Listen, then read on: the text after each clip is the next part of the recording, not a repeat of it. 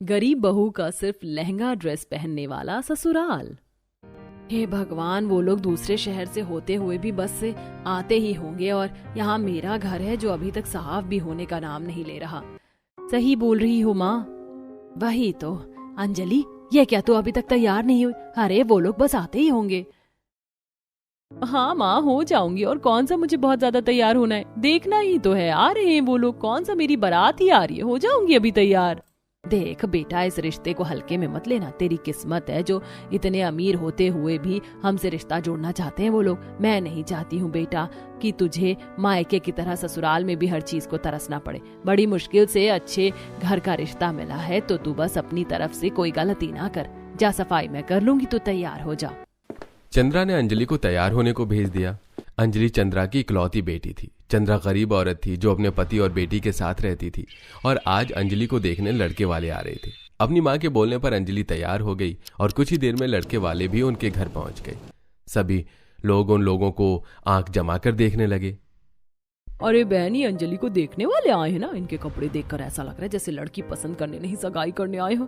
ऐसा ही बोला। हर एक औरत छोटी से लेकर बड़ी तक लहंगों में है और एक आदमी भी देख कैसे कुर्ता पजामा पगड़ी के साथ तैयार है। देखने से ऐसा लग रहा है जैसे आज के दौर के पुराने जमाने के लोगों को देख रही हूँ। सभी ऐसे ही उन्हें देखकर बातें बनाने लगे क्योंकि गाड़ी से उतरे हुए सभी लोग कुछ पुश्तैनी से कपड़ों में थे। औरतों ने हैवी लहंगे पहने हुए थे जिनके पल्लू उनके सिर पर थे और आदमी कुर्ता पजामा और पगड़ी के साथ बड़ी बड़ी मूंछों वाले थे। बड़ा ही मामूली सा घर है। खैर माँ जी, चलिए, इजाजत हो तो अंदर चले। नहीं, ये हमारी शान नहीं है कि हम मुंह उठाकर अंदर घुस जाए। कोई आओ जी करेगा तभी हम अंदर कदम रखेंगे। अरे अरे, आ गए आप लोग, बाहर क्यों खड़े हैं, अंदर आइए। चंद्रा के स्वागत के बाद वो लोग अंदर आए और चंद्रा ने उनकी खातिरदारी की। कुछ ही देर बाद अंजलि भी उनके सामने आई जो कि उन सभी को पसंद आ गई और वो लोग रिश्ता पक्का करके चले गए। माँ, जो आप चाहती थी वो हो गया। उन लोगों को मैं पसंद आ गई, लेकिन माँ एक बात मुझे समझ नहीं आई और वो ये कि वो सभी लहंगा पहनकर क्यों आए थे। इस बात से तो मैं भी कंफ्यूज हूँ। हो सकता है उनके यहाँ से लड़की देखने ऐसे ही जाया जाता हूँ। तू इतना क्यों सोच रही है? वैसे तो वो लोग अच्छे ही हैं। चंद्रा ने ऐसे बोलकर बात को खत्म कर दिया। देखते ही देखते अंजलि का अपने मायके में रहने का वक्त खत्म हो गया और वो दिन भी आ गया जब अंजलि की शादी हुई। शादी के दिन अंजलि के ससुराल वाले और भी हैवी लहंगों में थे। देख रही हो बहन, दादी सास से लेकर ननद तक ने इतने हैवी लहंगे पहने हुए कि दुल्हन तो दिखाई नहीं दे रही। बेचारी लड़की, जिंदगी में एक बार तो शादी होती है, उसमें इसके ससुराल वालों ने इसे स्पेशल नहीं लगने दिया। दुल्हन से ज्यादा तो बूढ़ी दादी सास चमक रही है। सभी लोग ऐसे ही उन पर बातें बना रहे थे क्योंकि हकीकत में दुल्हन से ज्यादा हैवी घर वालों के लहंगे थे और बिल्कुल दुल्हन की तरह ही उन सभी ने अपने दुपट्टों को सिर पर सेट किया हुआ था। लगता है कि मेरे ससुराल में सभी लहंगा पहनने की बड़ी शौकीन है, तभी तो सभी ने बस लहंगे पहने हुए। अंजलि अपने ससुराल की सच्चाई से अनजान बैठे हुए ऐसे ही सोच रही थी। कुछ ही देर में अंजलि की शादी की सभी रस्में हो गईं और वो अपने गरीब मायके से विदा लेकर एक अमीर और पुश्तैनी परिवार की बहू बन गई। आज के दिन अंजलि की पहली रसोई की रस्म होनी थी। अंजलि नीचे एक सादा सी साड़ी बांधकर उतर आई और लो कल्लो बात देख रही है तू अपनी बहू को कौशल्या। क्या बात है दादी जी? ये क्या पहन आई हो अंजलि? तुम्हारा लहंगा कहाँ है? जो ससुराल से तुम्हें कपड़े मिले हैं उनमें से लहंगा पहनो ना, जैसे हमने पहना हुआ है। लहंगा पहनो, लेकिन डेली में लहंगा कौन पहनता है? अंजलि ने ऐसे बोलकर अपने ससुराल वालों के कपड़ों पर ध्यान दिया। सभी ने कॉटन या जॉर्जेट के सादे और हल्के मगर लहंगे ही पहने हुए थे। ये देखकर अंजलि चौंक गई। अरे आप सभी ने तो लहंगे ही पहने हुए हैं। हाँ बहू, और वो इसलिए क्योंकि हमारे घर में लहंगे ही पहने जाते हैं। तू ये बात नहीं जानती, इसीलिए तुझे आज माफी मिल रही है। अब जा और तू भी लहंगा पहन कर ही आ। सुधा बहू, तू जा और इसे कोई लहंगा पहनने को दे। कौशल्या की बात को सुनकर सुधा अंजलि को उसके कमरे तक लेकर गई और उसे सादा सा जॉर्जेट का लहंगा निकालकर दे दिया। क्या ये सच है भाभी, हमारे घर में बस लहंगे ही पहने जाते हैं? हाँ, एकदम सच है। और शुरू में तो तुम्हें अजीब लगेगा, लेकिन फिर मेरी तरह तुम्हें भी लहंगा पहनने की आदत हो जाएगी। सुधा ने ऐसे बोलकर बात को खत्म कर दिया। बस फिर क्या था, अंजलि ने भी लहंगा पहना और फिर उसने अपनी पहली रसोई की रस्म की जिसमें उसे काफी दिक्कतें भी हुई, लेकिन उसने किसी तरह सब कुछ एडजस्ट किया। ऐसे ही अंजलि की शादी हुए अब एक हफ्ता गुजर चुका था। इस एक हफ्ते में उसने सिर्फ लहंगे ही पहने थे, लेकिन उसे अभी भी लहंगे की आदत नहीं हुई थी।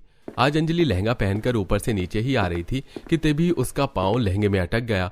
वो गिरने ही वाली थी, लेकिन उसने रेलिंग पकड़ ली और वो संभल गई। अरे नहीं भाभी, आप ठीक तो हो? बाहू तू सही तो है, लगी तो नहीं ना तुझे? नहीं, कहीं नहीं लगी, लेकिन अगर मैं रेलिंग ना पकड़ती तो आज मेरा मुंह टूट जाता।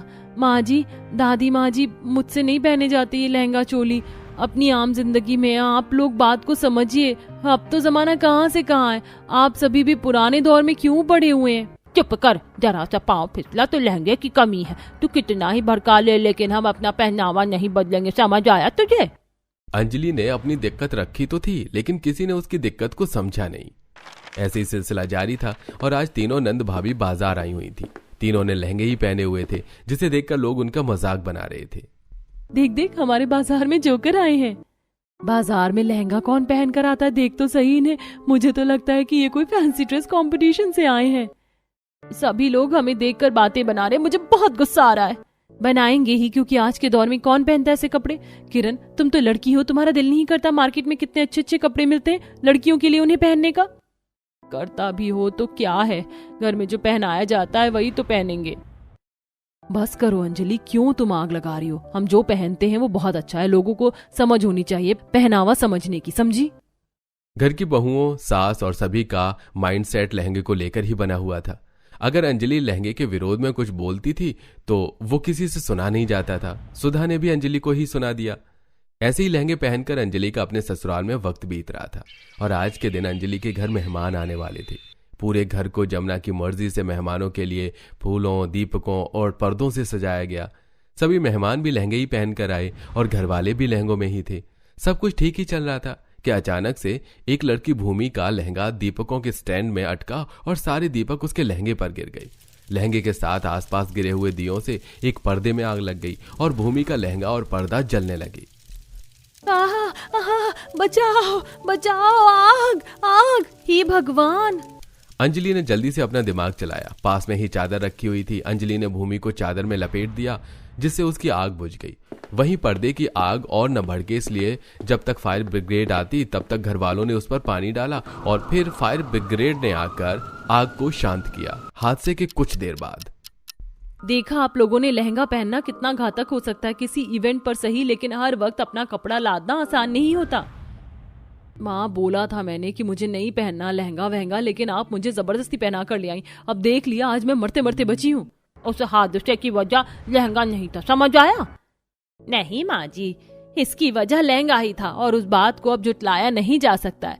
बस बहुत हुआ माँ जी, जब तक आप मेरी सास थी तो मैंने आपकी बात मानी और आगे भी मानूंगी, लेकिन अब तो मैं भी सास बन गई हूँ तो कुछ अधिकार अब मेरे भी हैं। आज से ही मैं घर में लहंगा पहनने के रिवाज को खत्म करती हूँ। रोजाना लहंगा पहनकर काम करना आसान नहीं है और ये मैंने देख लिया।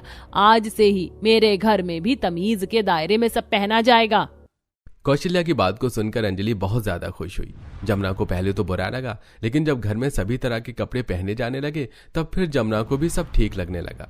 अब कौशल्या की बहुएं साड़ी और सूट भी पहनती थी और किरण लड़कियों वाले कपड़े पहनती थी।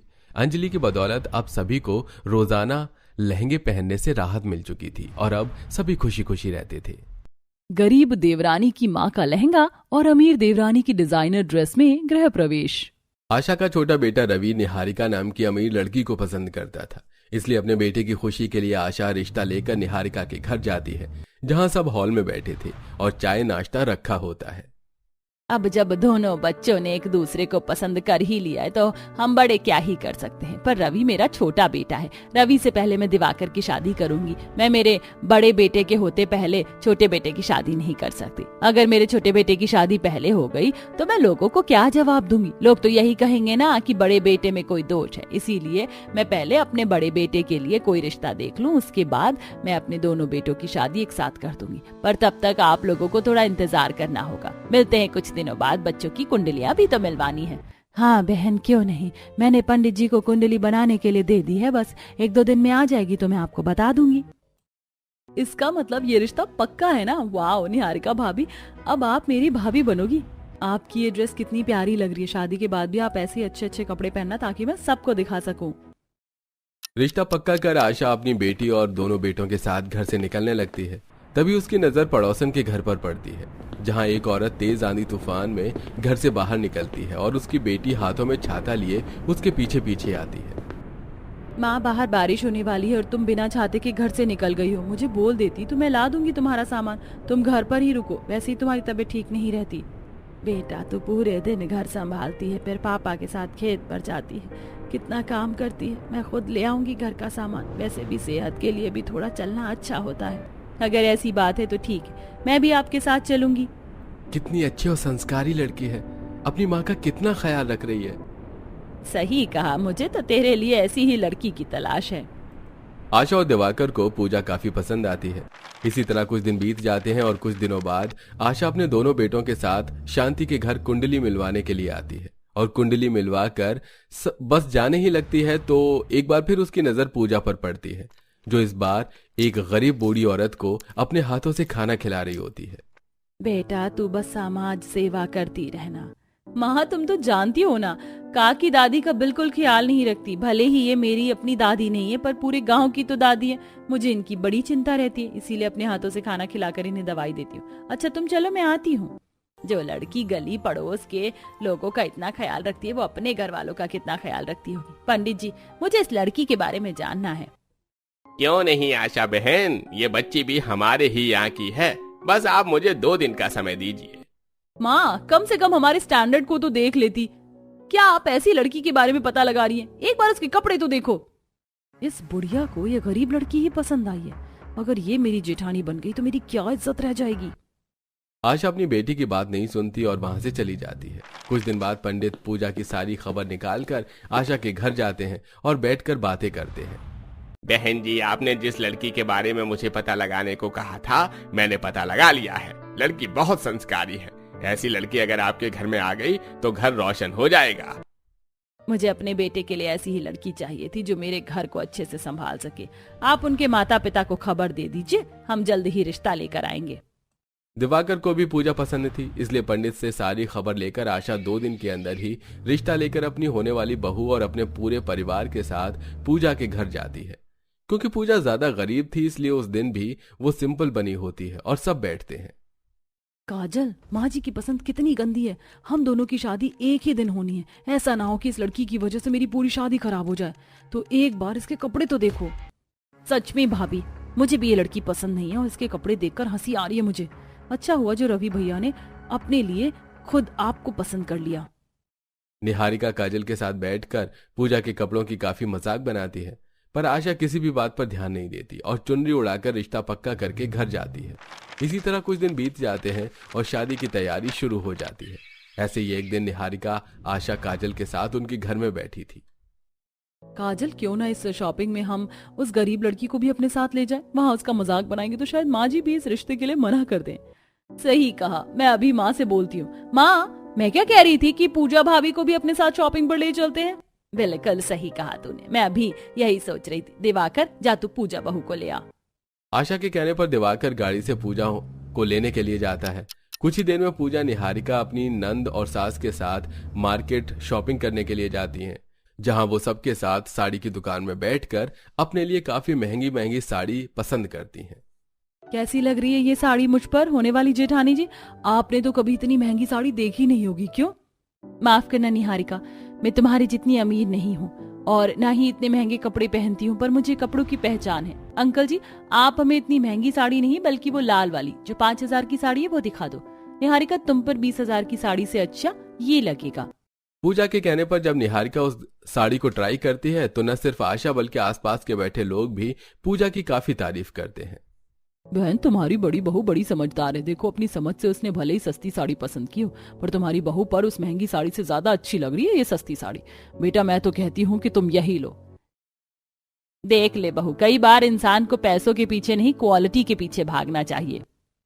निहारिका अपनी होने वाली जेठानी की ड्रेसिंग सेंस का मजाक बनाना चाहती थी, पर दुकान में सब पूजा की तारीफ करने लगते हैं। ये देखकर निहारिका जल उठती है और इसी तरह कुछ दिन बीत जाते हैं और काजल पूजा को परेशान करने के लिए कमरे में बैठकर फोन पर उसे महंगी महंगी ड्रेस भेजती है और कहती है, मैंने आपको व्हाट्सएप पर कुछ ड्रेस भेजी थी, वो निहारिका भाभी की ड्रेस है। आपने क्या सोचा है, क्या पहनोगे अपनी शादी पर?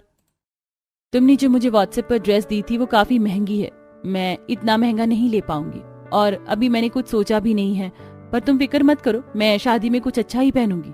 आपकी हालत देखकर मुझे उम्मीद नहीं है भाभी आपसे। काजल पूजा का मजाक बनाकर फोन रख देती है और सारी बात निहारिका को बताती है। देखते ही देखते शादी का दिन आ जाता है, जहां निहारिका 1 लाख का काफी महंगा लहंगा पहनती है, तो वहीं पूजा अपनी मां का लहंगा पहनती है और फेरे लेकर शादी पूरी करती है। पर जहां पूजा लहंगे में ही विदा होकर ससुराल के लिए निकलती है, वहीं निहारिका ने लहंगा बदलकर एक रेड काली का लॉन्ग टेल वाला ड्रेस पहना था और सिर पर पल्लू रखा था और फिर वो ससुराल के लिए रवाना हुई थी। शादी के बाद जब दोनों ही बहुएं गाड़ी से उतरती हैं, तो आशा की बहू को देखने के लिए लोगों की भीड़ जमा हो जाती है। अब दोनों बहुएं दहलीज पर पहुंचती हैं। उससे पहले औरतें घर में चली जाती हैं और गृह प्रवेश के दौरान एक औरत कहती है, बहन तुम्हारी दोनों बहुएं ना सिर्फ सुंदर हैं, बल्कि उन दोनों ने तो काफी अच्छी ड्रेस भी पहनी, पर मुझे तो बड़ी बहू का लहंगा ज्यादा अच्छा लग रहा है। बड़ी बहू, क्या मैं तुम्हारा लहंगा देख सकती हूँ? देख लेना बहन, इतनी भी क्या जल्दी है, पहले मुझे अपनी दोनों बहू का गृह प्रवेश तो करने दो। जब मेरी बहू घर में आ जाएंगी तो आराम से इन दोनों का लहंगा देखना। आशा अपनी दोनों बहू का गृह प्रवेश करती है और अंदर घर में बैठाती है। अब किसी भी औरत से रहा नहीं जाता और वो सभी आकर निहारिका के डिजाइनर ड्रेस को इग्नोर करते हैं और पूजा के लहंगे को छूकर देखते हैं और काफी तारीफ करते हैं। बहू, ये लहंगा अब नहीं मिलता, ये तो काफी पुराना डिजाइन है, 30-40 साल पुराना। पहले के टाइम पर अमीर घर की लड़कियां कारीगर को घर में बुलाकर अपने हाथों से ऐसा लहंगा बनवाती थी, पर तुमने कौन से डिजाइनर से बनवाया है ये लहंगा? जेठानी जी का तो पता नहीं, पर मेरी ये गृह प्रवेश वाली ड्रेस पूरे 1 लाख रुपए की है, फेमस डिजाइनर से बनवाई है। वैसे बड़ी बहू का ये लहंगा भी 1-2 लाख से कम का नहीं लग रहा। आंटी जी कैसी बातें कर रही हो, मेरी भाभी को सर पर मत चढ़ा, वो गरीब घर से हैं, बस उनकी पसंद अच्छी है। नहीं काजल, आंटी ने बिल्कुल सही पकड़ा है। आंटी जी, ये लहंगा मेरी माँ का है। शादी के बाद पापा का काम सही नहीं चला और हम गरीब हो गए, पर मेरी माँ का मायका काफी अमीर था और मेरी माँ ने ये लहंगा कारीगर को बुलाकर खुद अपने सामने डिजाइन करवाया था और अपनी शादी पर पहना था। क्या सच में? भाभी, आप भी कभी अमीर थे? जब काजल को पूजा के बारे में पता चलता है तो वो हैरान हो जाती है। अब काजल भी निहारिका का साथ छोड़ अपनी बड़ी भाभी के पास बैठ जाती है। ये सब देखकर निहारिका को बहुत गुस्सा आता है और वो कमरे में बैठकर अपनी माँ को फोन करती है। माँ, मैंने तुमसे कहा था मुझे मेरी शादी पर सबसे अच्छा ड्रेस देना, पर तुमने मुझे कैसा गंदा सा ड्रेस दिया। सब मेरी उस गरीब जेठानी के लहंगे की तारीफ कर रहे हैं कि तुम्हारे पास कोई अच्छा ड्रेस नहीं था। तुमने अपनी शादी में क्या लहंगा नहीं पहना था? अपना ही लहंगा दे देती ना मुझे भी, जैसे मेरी जेठानी की माँ ने दिया। निहारिका, पहले शादी साड़ी में होती थी, लहंगे का रिवाज तो अब आया है, और पहले के टाइम पर सिर्फ उन्हीं के घर की बेटी लहंगा पहन के शादी करती थी जो रईस होते थे।